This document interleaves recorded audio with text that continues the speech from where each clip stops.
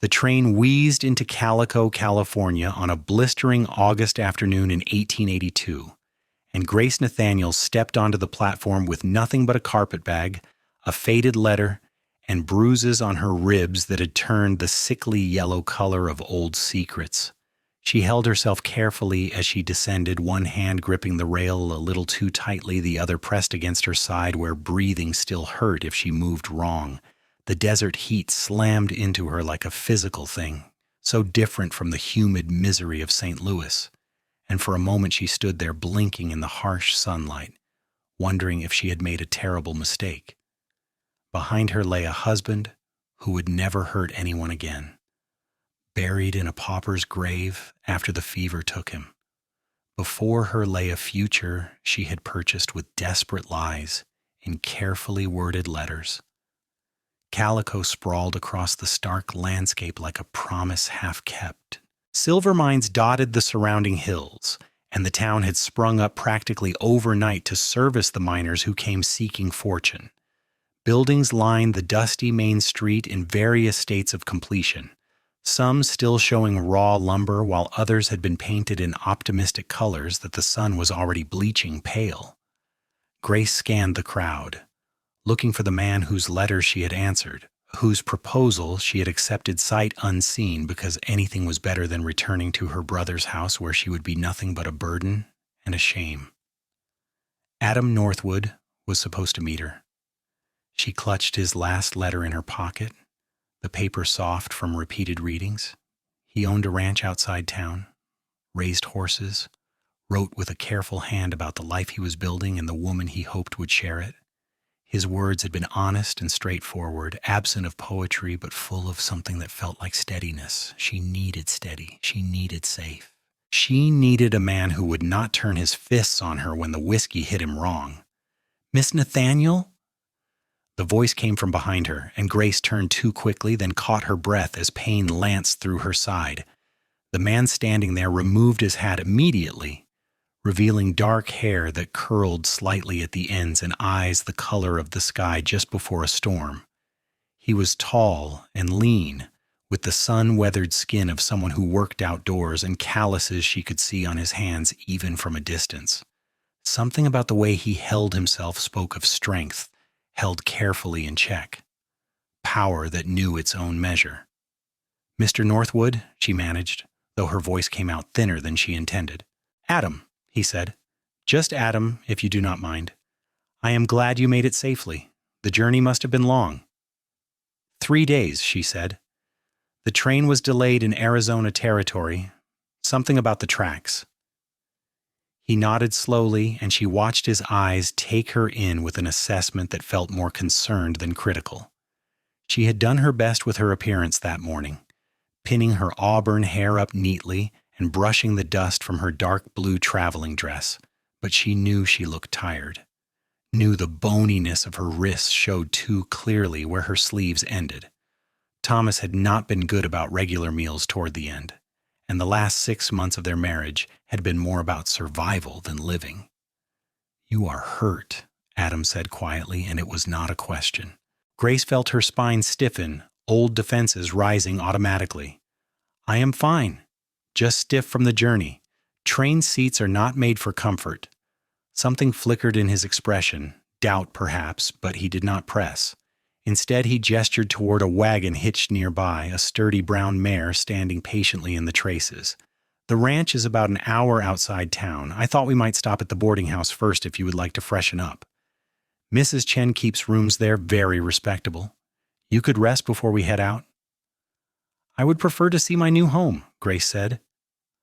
The thought of Jan Aying in town, of curious eyes and whispered questions, made her want to crawl out of her skin. Better to face whatever came next directly. "All right, then." Adam moved to take her carpetbag, and Grace let him, though she kept her reticule close. Everything she truly valued was in there. The $20 she had saved coin by coin, her mother's wedding ring, the daguerreotype of her parents taken before the war. "Wagon is not fancy, but the springs are good. Should be a smooth enough ride." He helped her up onto the seat with a hand under her elbow, his touch gentle and impersonal. Grace settled herself, arranging her skirts, hyper-aware of every movement, every wince she needed to suppress. Adam climbed up beside her and took the reins, clicking softly to the mare. The wagon rolled forward, wheels crunching on the packed dirt road. They left Calico behind, heading east into country that seemed to stretch forever under an impossibly blue sky. The landscape was sparse, dotted with creosote bushes and the occasional Joshua tree reaching toward heaven like a prophet in prayer. Mountains rose in the distance, their peaks sharp against the horizon. Grace had never seen so much open space, so much emptiness. In St. Louis, buildings had pressed close on every side, full of noise and people and the constant sense of being watched. Here, it felt like the world had opened up and given her room to breathe. "It is beautiful," she said softly, surprising herself. Adam glanced at her, and she caught the small smile that tugged at his mouth. "I think so. Some folks find it too harsh, too bare. But there's something honest about it, I think. Land does not pretend to be anything other than what it is."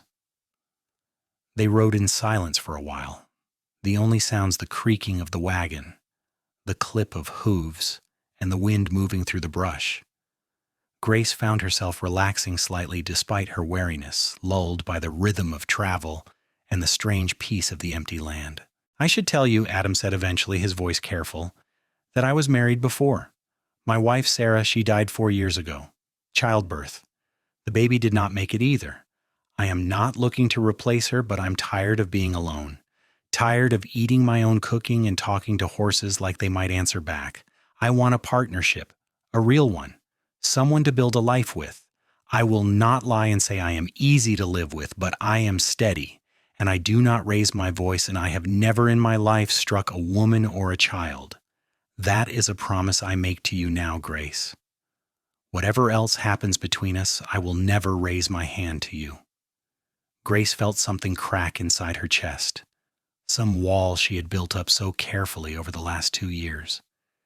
She turned to look at him fully, studying his profile, the strong line of his jaw, the way his hands held the reins with confidence but not force.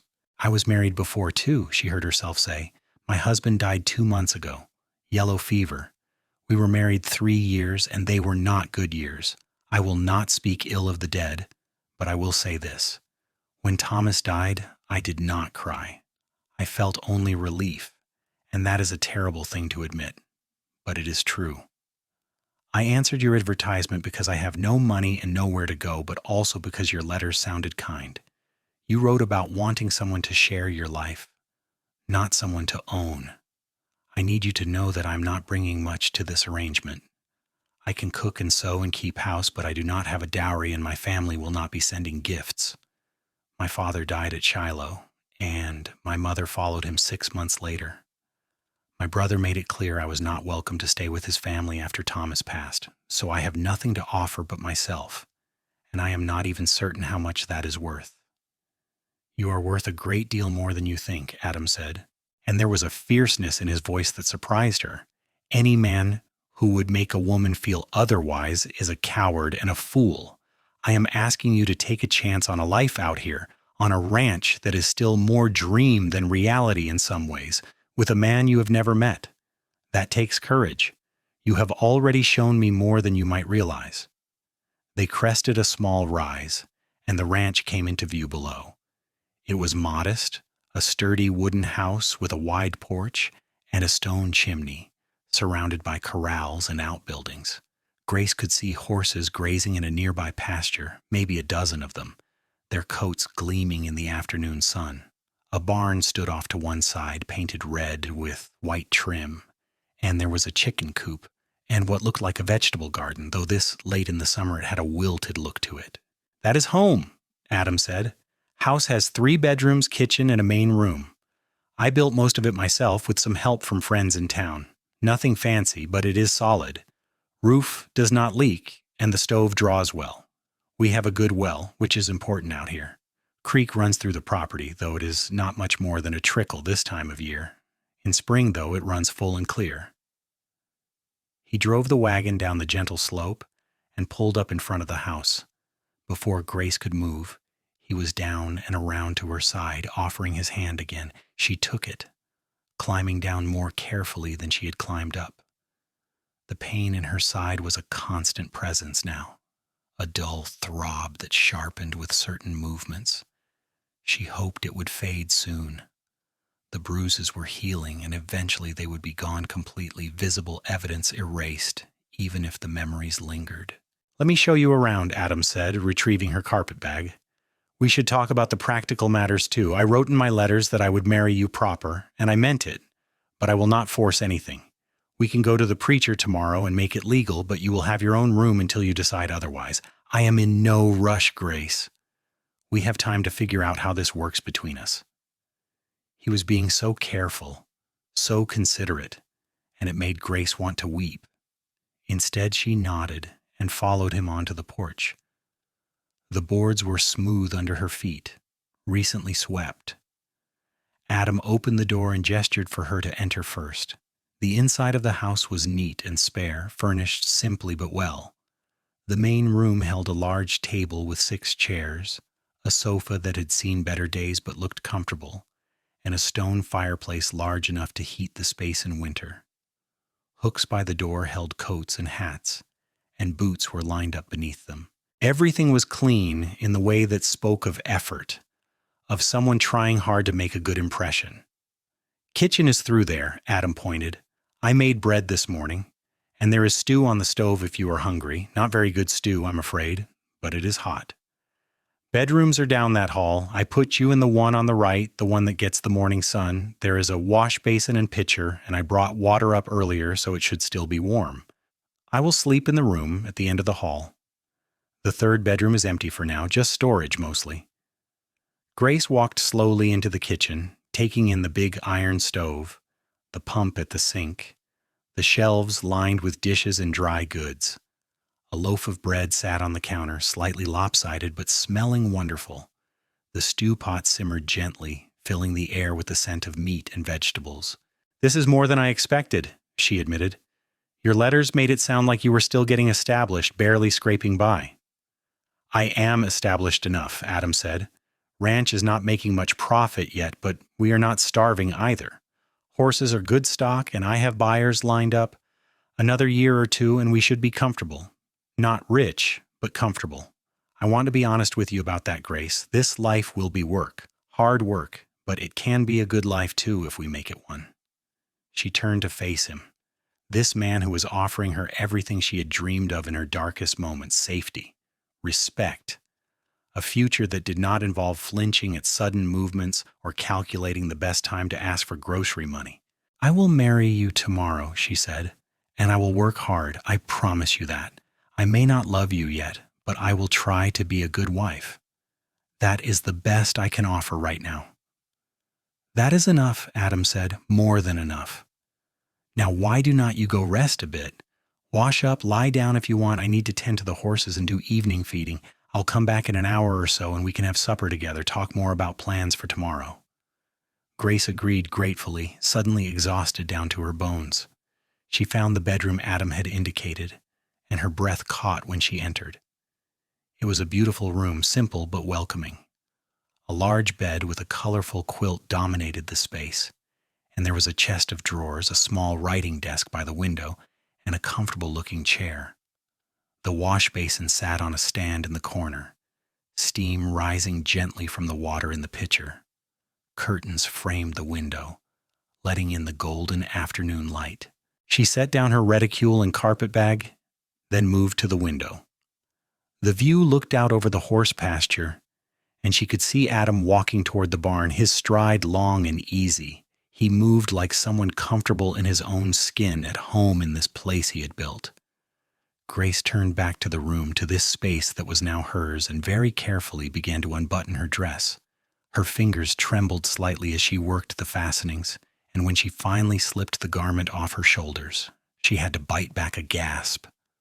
The bruises were visible now, mottled patches of yellow and fading green across her ribs and side. Thomas's boot had connected hard that last time, 3 days before the fever took him. She had thought he might have cracked a rib, but there was nothing to be done about it even if he had. You bound it and waited and endured. She washed carefully, sponging away the grime of travel, and changed into a simpler cotton dress from her bag.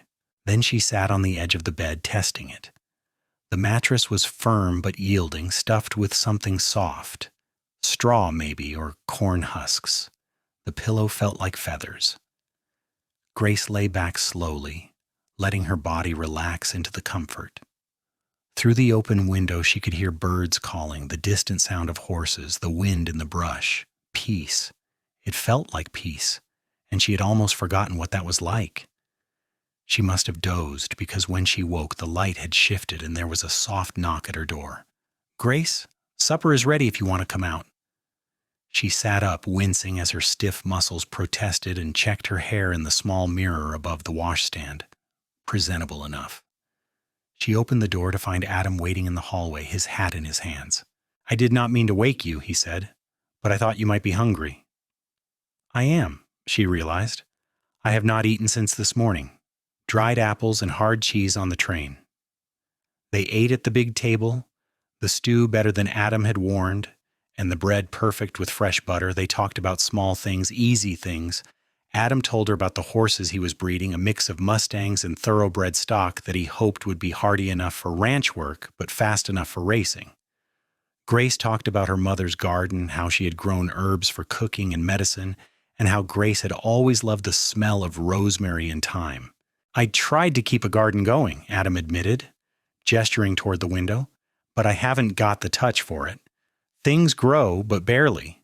Maybe you could help with that if you wanted. I would like to have fresh vegetables that are not half dead by harvest time."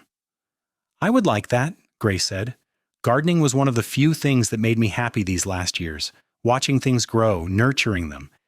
It felt like a small rebellion." Adam's expression darkened slightly. "Your husband did not like you having anything of your own?" "Thomas did not like much of anything toward the end. He was not always cruel. When we first married, he was charming, attentive, but he drank, and when he drank, he changed. His family had money once before the war, and losing it ate at him. He could not hold a job, could not accept that the world had shifted. He took that anger out on me, and I was too proud to tell anyone, too ashamed. I kept thinking he would change back into the man I had married, but that man was never real. Just a performance." "I am sorry," Adam said quietly. "No one should have to live like that. I meant what I said earlier, Grace. I will never hurt you. I swear it on my life, on Sarah's memory. You are safe here." Grace looked at him across the table, at the honesty in his face, and felt something shift inside her. It was too soon to call it trust, but it was the beginning of trust. A tiny seed planted. "Thank you," she whispered. "You cannot know what that means to me." They cleaned up together after supper, Adam washing while Grace dried and put away. It felt domestic and comfortable, and when they were done, Adam showed her where things were kept, how the stove worked, where he stored the lamp oil and candles. "I usually go to bed fairly early," he said as the evening deepened. "Have to be up before dawn to feed, but you rest as much as you need tomorrow. We can go into town in the afternoon for the wedding. Pastor Reynolds does not stand on ceremony. We can sign the papers, say the words, and be done. Mrs. Chen will stand as witness if needed." "All right," Grace said. "That sounds fine." They stood there awkwardly for a moment, two strangers bound together by circumstance and hope, and then Adam nodded and wished her good night. Grace returned to her room, changed into her nightgown, and slipped between the clean sheets. She lay in the darkness, listening to the unfamiliar sounds of this new place, and tried to imagine a future that did not involve fear. Morning came with the sound of a rooster crowing and pale gold light filtering through the curtains. Grace woke slowly, momentarily disoriented, then remembered where she was. California. The ranch. Adam. She rose and dressed, choosing a simple gray dress that would be appropriate for a wedding, and braided her hair neatly. When she emerged, she found the house empty, but the stove still warm, coffee in the pot, and a plate of biscuits covered with a cloth. She ate standing at the window, watching the ranch come alive in the early light. Adam was in the corral with a horse, a beautiful paint mare that danced and tossed her head.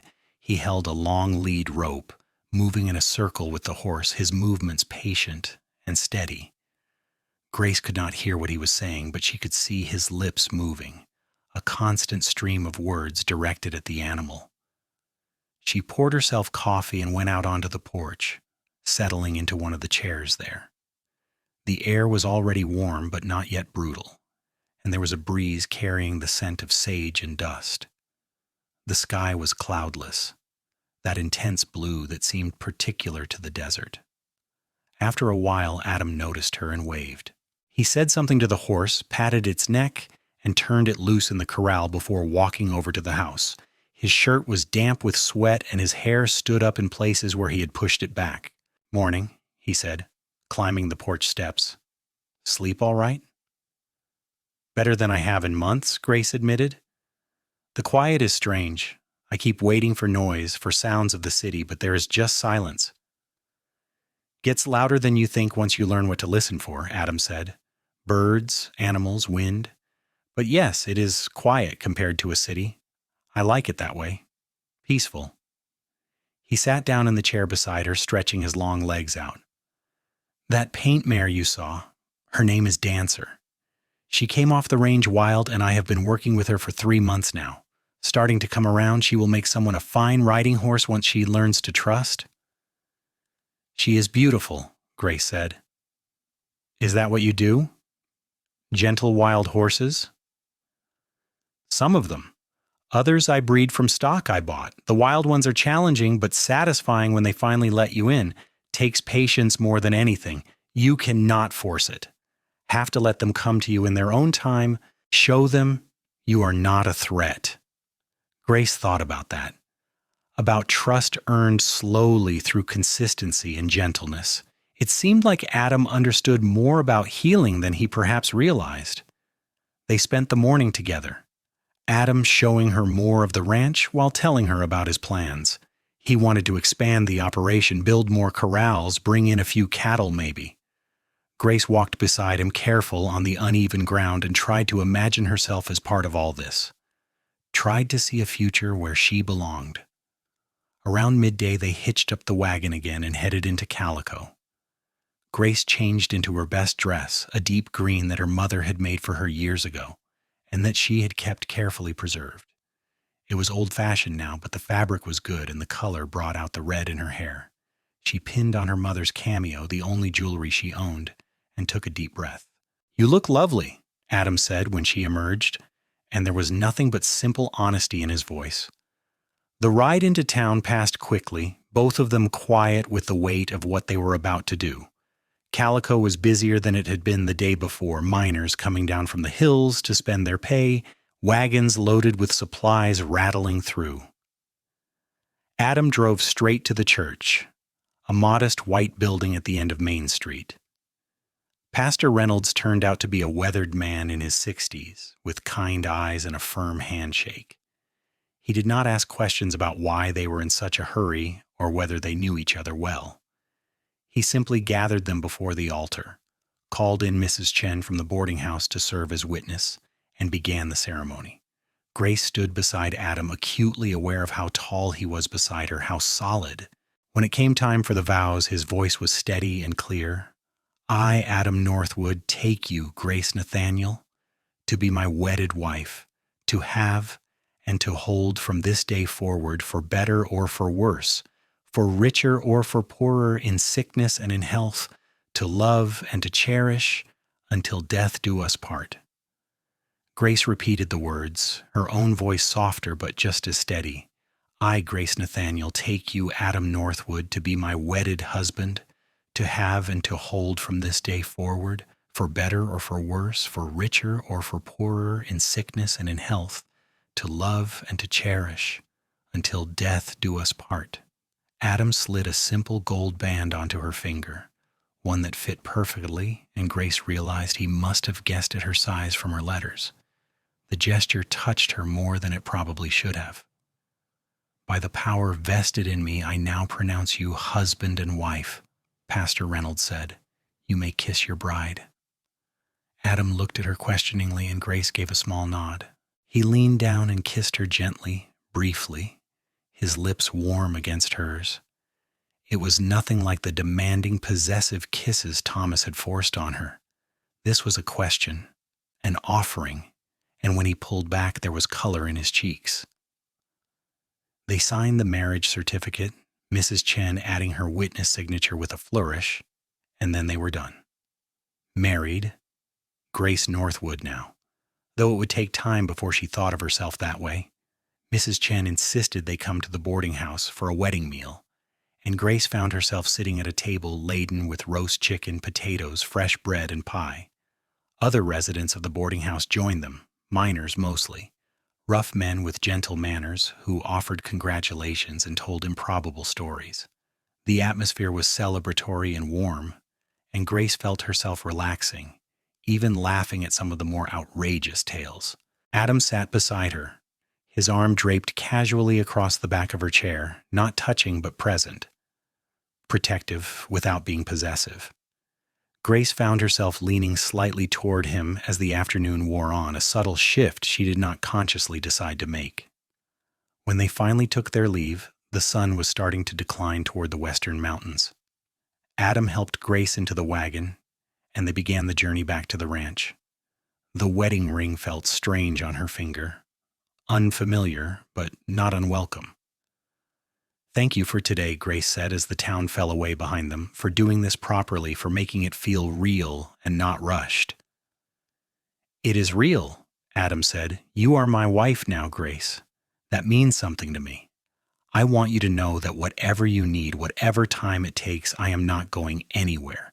We are in this together now." They arrived back at the ranch as the sky turned gold and pink, the landscape transformed by the changing light. Adam tended to the horse and wagon while Grace went inside and began preparing supper. She found chicken in the cold cellar, vegetables that Adam had bought in town, and set about making a proper meal. Cooking was something she knew, something she could control, and it felt good to move around this kitchen that was now hers. They ate together as the stars began to emerge, talking more easily now about plans for the ranch, for the coming winter, for all the small details that made up a shared life. After supper, Adam taught her how to bank the stove properly for the night, showed her where he kept the rifle in case of emergency, though he assured her that trouble was rare this far from town. "I should say good night," he said eventually, lingering by the hallway. "But Grace, if you need anything at all, I am just down the hall. Do not hesitate." "I will be fine," she said. "But thank you for everything, for being patient with me." He smiled, and it transformed his face, made him look younger, less careworn. "Get some rest, wife. Tomorrow we start figuring out how this works." Grace prepared for bed in her room, the word wife echoing in her mind.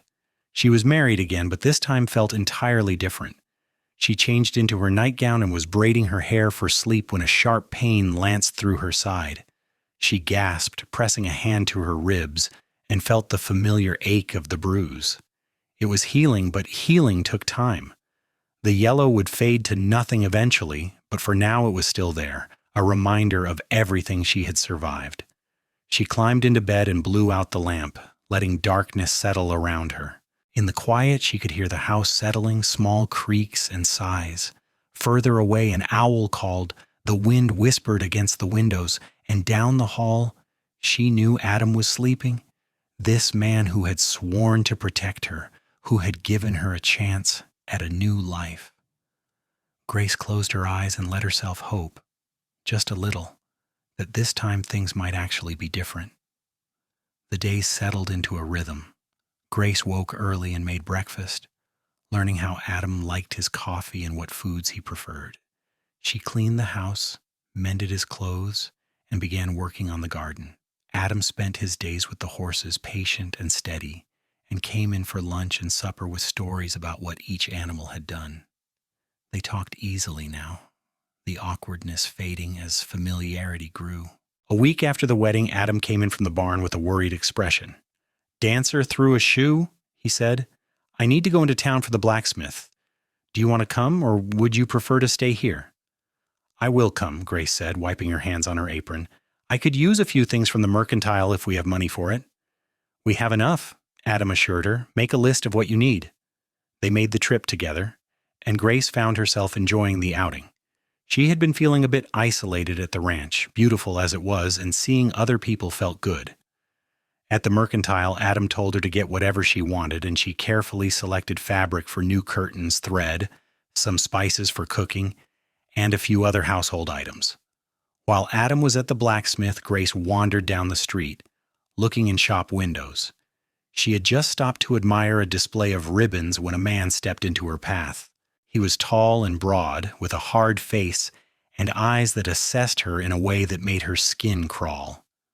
"Well now," he said, his voice carrying the slur of afternoon drinking, "you must be Northwood's new wife. Heard he went and got himself a mail-order bride. Expensive taste for a horsebreaker."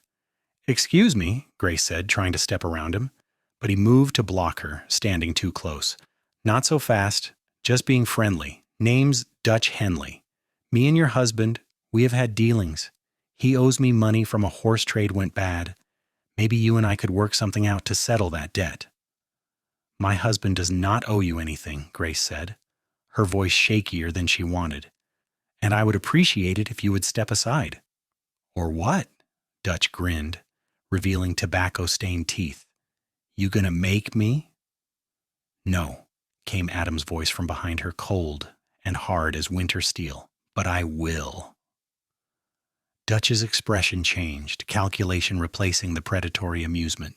He stepped back, hands raised in mock surrender. "Just talking to the lady, Northwood. No harm meant." "There's plenty of harm in how you talk," Adam said, moving to stand beside Grace, his hand gentle on her lower back. "And you and I both know you are a liar, Dutch. I never owed you a cent. The horse you bought was sound when you took it. What you did to it after was your own fault. Now get out of my sight before I forget I am a civilized man." Dutch's eyes narrowed, but he backed away, muttering something under his breath. Adam kept himself between Grace and the other man until Dutch had disappeared into the saloon. "Are you all right?" Adam asked, turning to her with concern. "Yes," Grace said, though her heart was hammering. The confrontation had triggered memories she tried hard to suppress. Thomas standing over her, fists clenched, voice raised, the feeling of being trapped with no escape. "Grace," Adam's voice cut through the panic, "look at me. You are safe. That man will not touch you. I promise you that." She focused on his face, on the steadiness there, and slowly her breathing calmed. "I am sorry. I should not have wandered off alone." "You have nothing to apologize for," Adam said firmly. "Dutch Henley is a drunk and a bully, and he has been nothing but trouble since he arrived in Calico. This is not your fault, none of it. But maybe we should head home. We can come back another time if you need more from town." Grace nodded gratefully, and they returned to the wagon. The ride home was quiet. Grace processing what had happened, the way Adam had stepped in without hesitation, the way he had been protective but not controlling, had made sure she was safe without making her feel weak or foolish. That evening, as they sat on the porch watching the sunset, Grace found herself speaking before she had consciously decided to. "Thomas used to hit me," she said quietly. "It started small, a shove here, a grip too tight there, but it got worse. By the end, I was afraid all the time, afraid to speak, afraid to move wrong, afraid to exist in a way that might set him off. When Dutch stepped in front of me today, I felt like I was back there, trapped and small and helpless. I hate that feeling." Adam was quiet for a long moment. When he spoke, his voice was gentle. "I am sorry that happened to you. Sorry you lived that way, and sorry that today brought it back. I want you to know something, though. You are not helpless, Grace. You survived. You got out. You took a chance on a stranger and traveled halfway across the country to start over. That takes strength most people do not have. That man, Thomas, he tried to break you, and he failed. You are still here, still fighting, still moving forward. That is not weakness. That is courage. Grace felt tears prick her eyes. She had not cried when Thomas died, had not let herself feel much of anything. But now, sitting in the peaceful evening with this kind man who saw her as more than damaged goods, the tears came. She cried for the years lost, for the girl she had been before Thomas, for all the things she had endured. Adam did not try to stop her tears or tell her not to cry. He simply sat beside her, present and steady, and when she finally leaned against his shoulder, he wrapped one arm carefully around her, holding her while she wept. When the tears finally subsided, Grace felt emptied out but somehow lighter. She pulled back slightly, wiping her eyes. "I got your shirt wet." "Shirt's dry," Adam said. "Grace, I need you to understand something. What happened to you, what that man did, it was not your fault. And you do not have to be afraid anymore. Not here, not with me. I know trust takes time, and I know you have every reason to be wary, but I meant my wedding vows. For better or worse, I am here and I'm not going anywhere." "I want to trust you," Grace whispered. "I want this to work. I just need time." "Then time is what you will have," Adam said simply. "All the time you need." The days continued to pass, summer sliding slowly toward autumn. Grace threw herself into making the ranch house a home, sewing new curtains, putting up preserves from the garden she had coaxed back to life, baking bread that Adam declared was the best he had ever tasted. The bruises faded completely, the yellow finally giving way to unmarked skin, though the memories took longer to heal. Adam continued his patient work with the horses, and gradually he began teaching Grace how to work with them too. She was nervous at first, afraid of such large animals, but Adam showed her how to read their body language, how to move calmly and confidently. "Horses are honest," he told her, as she stood in the corral with Dancer, the paint mare that had been so wild. "They react to what they sense: fear, anger, kindness. They do not play games or tell lies. If you are calm, they calm. If you are confident, they trust." Grace reached out slowly, and Dancer allowed her to stroke the soft nose.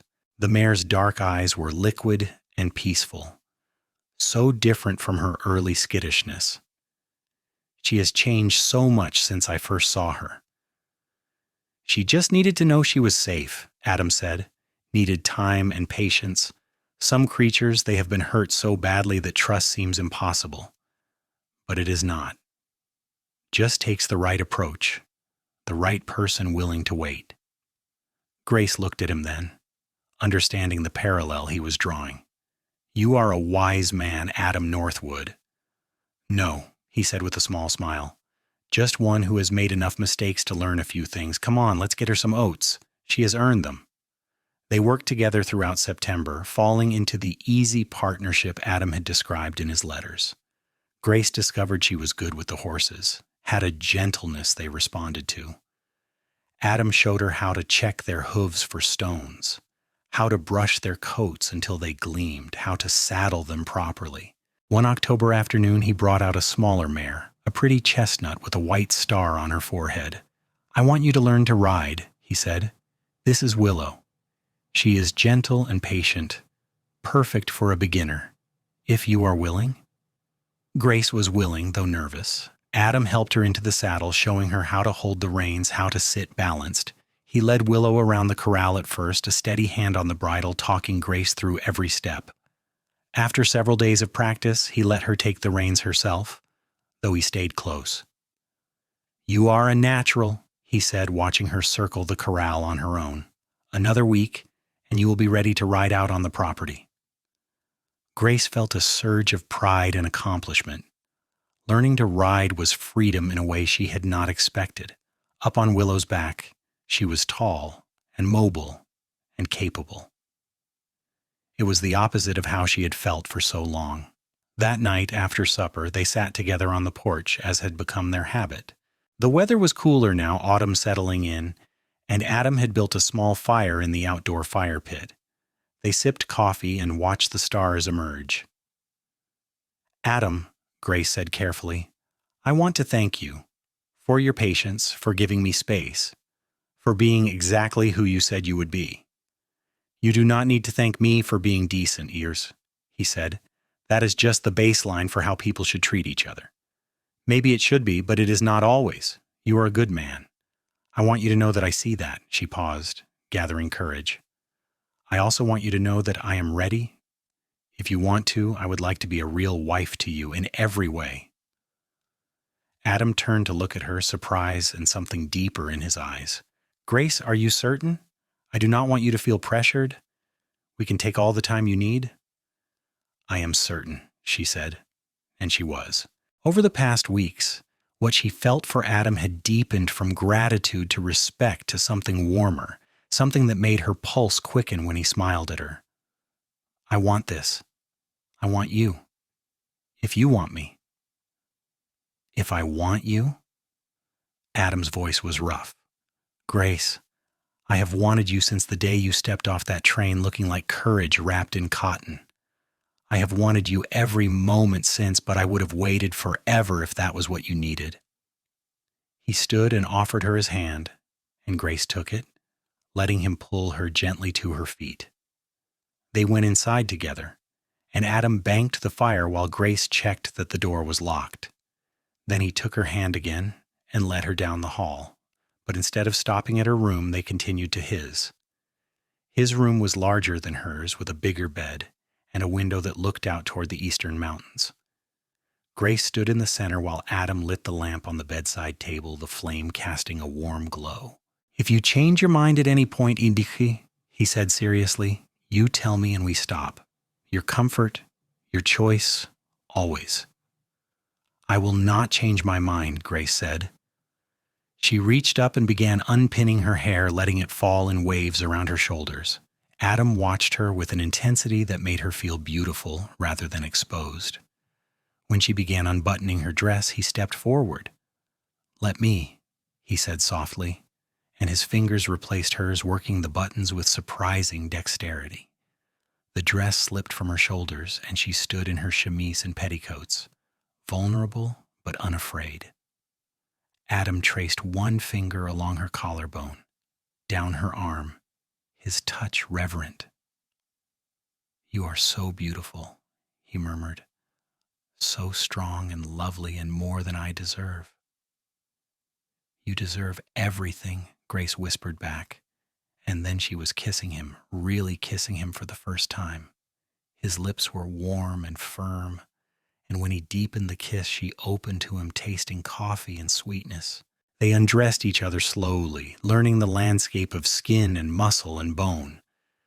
Adam was patient and thorough, taking his time, making sure she was ready at every step. When they finally came together, it was nothing like the rough, painful encounters with Thomas. This was something else entirely. This was gentle and passionate, careful and consuming. This was making love, and Grace understood the difference down to her marrow. Afterward, they lay tangled together in the sheets, Adam's arms around her and Grace's head on his chest. She could hear his heartbeat steady and strong, and felt safer than she ever had in her life. "I love you," she said into the darkness, the words surprising her even as she spoke them. But they were true. Somewhere between the mail order bride advertisement and this moment, she had fallen completely and irrevocably in love with her cowboy husband. Adam tightened his arms around her, pressing a kiss to the top of her head. "I love you too," he said. "From that first letter, I think. Certainly from the moment I saw you on that train platform trying so hard to be brave.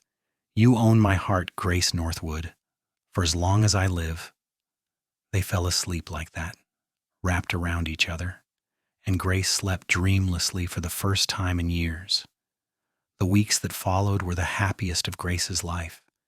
She and Adam settled into their marriage with an ease that felt miraculous. They worked together during the day, handling the horses and the endless tasks of ranch life. At night, they retreated to their shared bed, learning each other's bodies and hearts with equal attention. Winter came to the Mojave, which meant cooler temperatures and occasional rain, but nothing like the harsh winters Grace remembered from Missouri. The ranch took on a different character, quieter, the pace slowing. Adam spent more time on indoor projects, repairing tack and equipment, while Grace sewed and cooked and planned for spring. One December evening, as they sat by the fire, Grace realized she was late. She had been so consumed with her new life that she had not paid attention to her monthly cycle. But now, counting back, she was nearly 2 weeks overdue. Her heart began to pound as she considered the possibility. "Adam," she said carefully, "I think I might be pregnant." He looked up from the bridle he was mending, his expression transforming from surprise to joy in the space of a breath. "Truly? You're sure?" "Not completely sure, but I think so. I am late, and I have been feeling strange in the mornings, nothing I can quite name, just different." Adam set aside his work and came to kneel beside her chair, taking her hands in his. "That is wonderful news, Grace. Amazing news.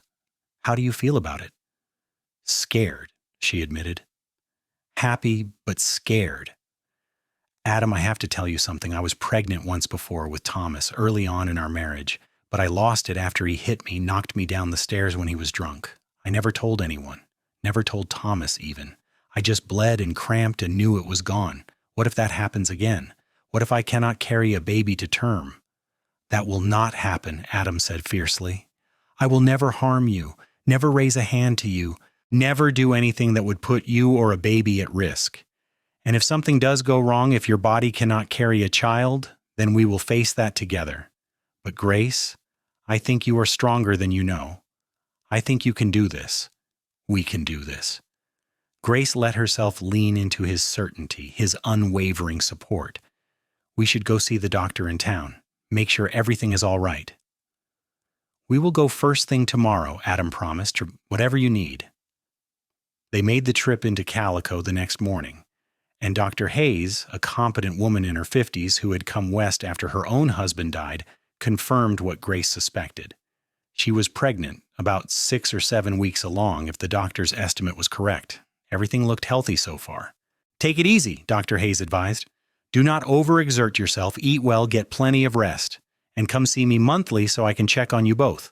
Childbirth is dangerous, I will not lie to you about that, but you are young and healthy, and there is no reason to think you will not do fine." They left the doctor's office in a daze, and Adam insisted on taking Grace to the hotel restaurant for a celebration lunch. Over roast beef and potatoes, they talked about names and plans and the changes a baby would bring. "I want to add on to the house," Adam said. "Turn that third bedroom into a proper nursery, maybe build a second story, give us more room to grow.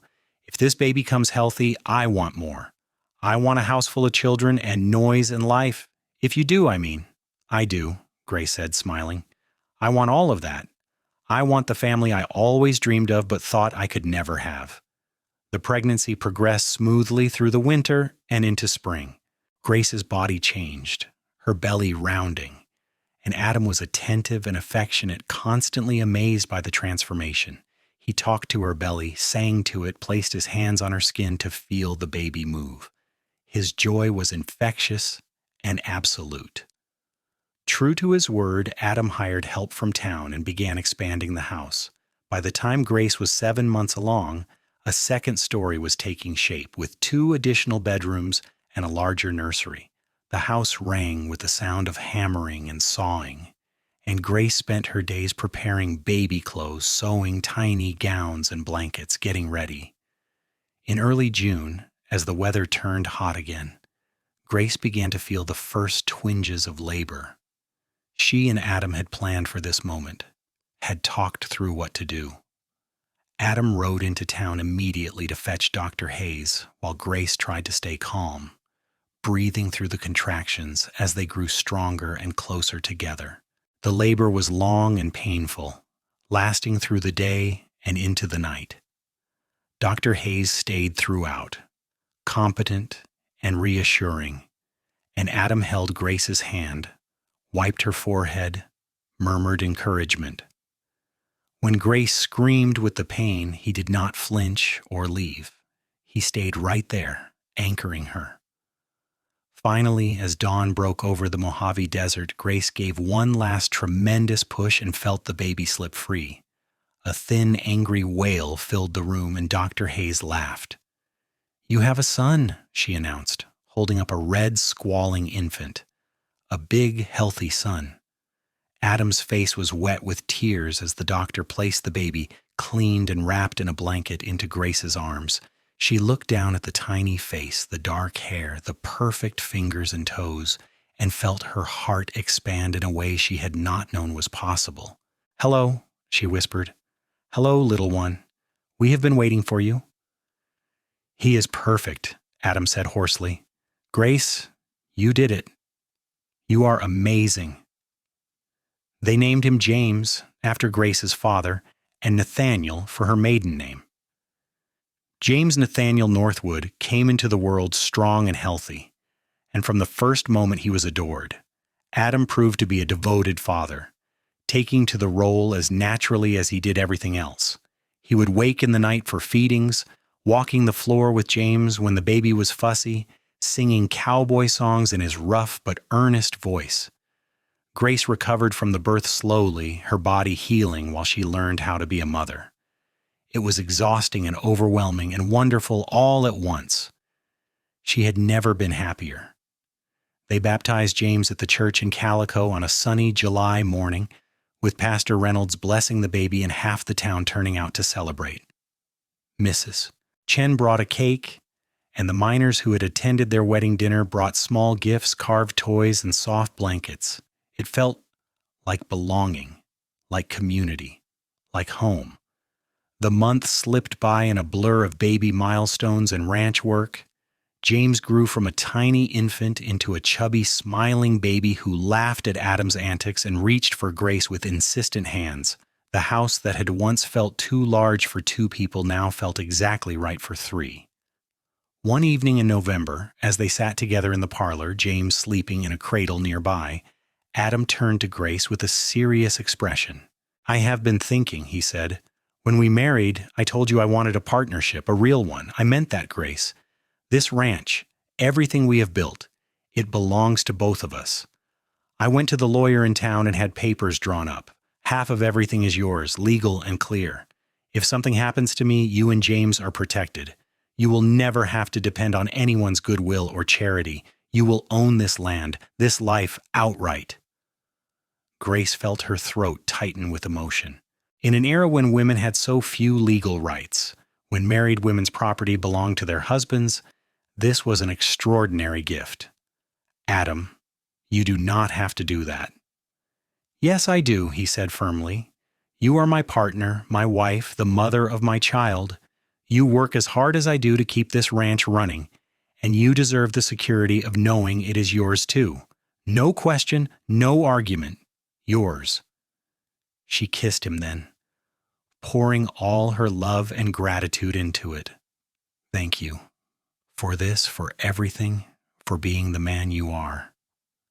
"Thank you for giving me a chance," Adam said, "for taking a risk on a stranger with nothing but letters and hope to offer. You saved me too, Grace. I was existing before you came, but not really living. You brought life back to this place, to me." The years continued to unfold with their share of challenges and triumphs. There were hard winters and dry summers, horses that sold well, and ones that did not, lean times and prosperous times. Through it all, Grace and Adam remained partners in the truest sense, facing everything together. When James was 3, Grace became pregnant again, and this time the pregnancy was easier, her body knowing what to do.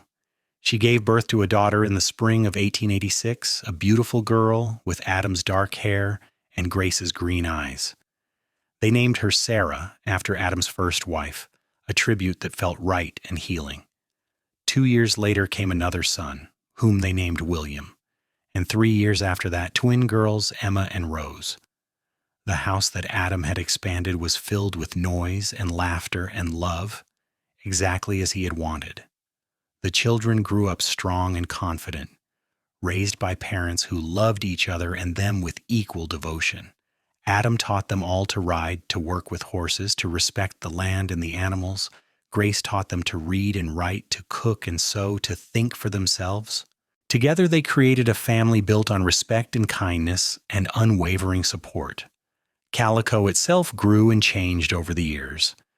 The silver began to play out eventually, and the population declined, but the town never disappeared entirely. The Northwood Ranch became a fixture in the area, known for quality horses and honest dealing. Adam's reputation grew, and people came from all over Southern California to buy his stock. Grace became involved in the community too, helping to start a school and serving as midwife when Dr. Hayes eventually retired. She never forgot where she had come from, the darkness she had survived, and she made it her mission to help other women who found themselves in difficult situations. More than one desperate woman found refuge at the Northwood Ranch, temporary shelter while they figured out their next steps. On their 10th wedding anniversary, Adam took Grace on a trip to Los Angeles, their first time away from the ranch since their marriage. They stayed in a hotel, ate at restaurants, walked along the ocean, and remembered what it was like to be just the two of them. It was wonderful, but they were both glad to return home to the noise and chaos of their children. "I would not trade this life for anything," Grace said one evening, sitting on the porch and watching their children play in the yard. James was 12 now, tall and serious like his father. Sarah was 8, creative and dreamy. William was 6, full of mischief and laughter. The twins were 3, identical and inseparable. "Neither would I," Adam agreed, his arm around her shoulders. "You know, when I placed that advertisement for a mail-order bride, I was looking for companionship, for help on the ranch, for someone to share the work. I never expected to find my soulmate. Never expected to build all this." He gestured at the house, the children, the life they had created. "You gave me more than I knew how to ask for." "We gave it to each other," Grace corrected gently. "I was broken when I came here, Adam. Damaged and scared and certain I would never feel safe again. But you showed me that not all men use their strength to harm. You showed me what love actually looks like, what partnership means. You gave me back myself and then gave me a family beyond my wildest dreams. I love you more now than I did the day we married, and I will love you more tomorrow than I do today. That is the blessing of our life together. The love just keeps growing." Adam pulled her close and kissed her temple. "I swore to you that first day that you would never get new bruises, that you would be safe with me. That is a promise I have kept and will keep until my last breath." "I know," Grace said simply. "I have always known. From those first uncertain days to now, I have always been able to count on you. That is the greatest gift you could give me." They sat in comfortable silence as the sun set, painting the desert in shades of gold and amber. The children's laughter rang out across the ranch, bright and carefree. Inside the house, dinner was waiting. The table set for 7. Tomorrow would bring new challenges, new work, new moments of joy and frustration, but they would face it together, as they always had. The years continued their steady march. The children grew and eventually left to make their own ways in the world, though they never went far. James took over much of the ranch operation, working alongside his aging father with patience and skill. Sarah married a teacher and stayed in Calico, raising her own family. William became a veterinarian and opened a practice serving the ranches and farms of the region. The twins, Emma and Rose, went to teachers' college and returned to open a school for girls. Grace and Adam grew older together, their hair silvering, their steps slowing, but their love never diminishing. They remained partners in every sense until Adam passed peacefully in his sleep at the age of 72, Grace beside him, as she had been for nearly 40 years. She grieved deeply, but without the darkness that had characterized her first widowhood. This loss was of something beautiful that had run its natural course, not a relief, but a genuine sorrow tempered by gratitude for all they had shared. She lived another 10 years, surrounded by children and grandchildren, and when she passed it was with a smile on her face and Adam's name on her lips. They were buried side by side in the small cemetery outside Calico, their graves marked with simple stones that read Adam Northwood, beloved husband and father, and Grace Northwood, beloved wife and mother. But their real legacy was not in stone. It was in the ranch that still bore their name, run by descendants who remembered their story. It was in the lives they had touched, the women Grace had helped, the horses Adam had gentled, the community they had built. It was in the proof, lived out over decades, that one person's past did not have to define their future. That Bruises could fade completely given time and safety and love, that a mail-order bride and a lonely cowboy could build something extraordinary out of hope and letters and a willingness to try. Their love story became legend in Calico, passed down through generations as an example of what was possible when two people chose each other, truly chose each other, and committed to building a life based on respect, kindness, and unwavering devotion. The old-timers would tell it to anyone who asked, the story of Grace who arrived with yellow bruises and Adam who swore she would never get new ones, and how that promise became the foundation of a love that lasted a lifetime. And in the end, that was the truest thing about them. Not the hardships they endured or the success they achieved, but the simple fact that they loved each other well. They loved with intention and consistency, with patience and passion, with all the small daily choices that add up to a life well lived. They proved that healing was possible, that second chances were real, that love, real love, could transform everything it touched. The Northwood Ranch stood for another 100 years, a testament to what two people built when they refused to give up on themselves or each other. And somewhere in the wind that swept across the Mojave, in the whisper of sage and sand, their story lived on, reminding all who heard it that hope was never foolish, that love was always worth the risk, and that sometimes, against all odds, the scared woman on the train platform and the careful man with the wagon really could find their way to happily ever after.